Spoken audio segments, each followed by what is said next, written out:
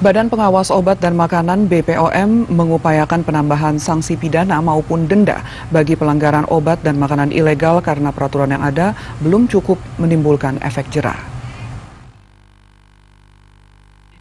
Catatan Badan Pengawas Obat dan Makanan (Badan POM) menunjukkan pelanggaran terhadap peredaran obat dan makanan ilegal hanya mendapatkan putusan pengadilan terberat, yaitu pidana penjara selama 2 tahun 5 bulan.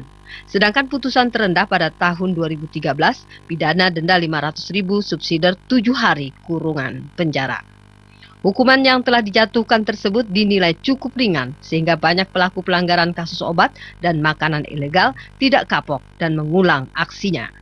Sementara operasi gabungan daerah 2013 menghasilkan total temuan 6.235 jenis obat dan makanan ilegal dengan nilai ekonomi sekitar 6,7 miliar rupiah. Operasi tersebut juga menghasilkan 67 perkara yang telah cukup bukti untuk dilanjutkan ke pengadilan. Kepala Badan POM, Roy Sparingga, di Jakarta menyatakan pihaknya akan menangani masalah pelanggaran hukum tersebut bekerja sama dengan aparat penegak hukum.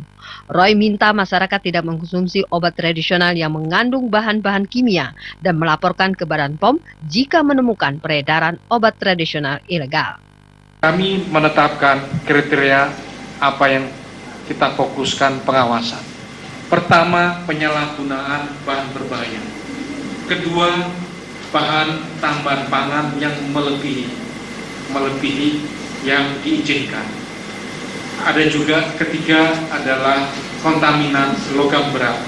Dan yang keempat adalah higiene sanitasi.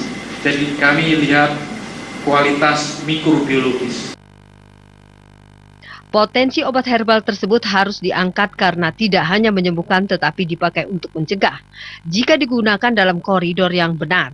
Bagi sebagian masyarakat, pemakaian obat tradisional telah menjadi bagian hidup yang bermanfaat bagi kesehatan sehari-hari.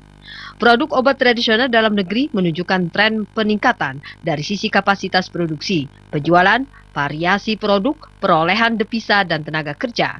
Sektor produk lokal tersebut dapat dijadikan industri andalan yang mampu menggerakkan roda perekonomian nasional. Hingga saat ini, di dalam negeri terdapat sekitar 79 industri obat tradisional, 138 usaha menengah, dan usaha kecil tersebar di seluruh Indonesia. Produk kesehatan pria Sowe, misalnya, telah diakui dan terdaftar di Badan POM RI dan tersedia di sejumlah apotek di seluruh Indonesia. Melalui peraturan kesehatan yang dikeluarkan pemerintah, setidaknya mampu menunjukkan standarisasi cara pembuatan obat tradisional agar mampu bersaing dengan produk luar negeri.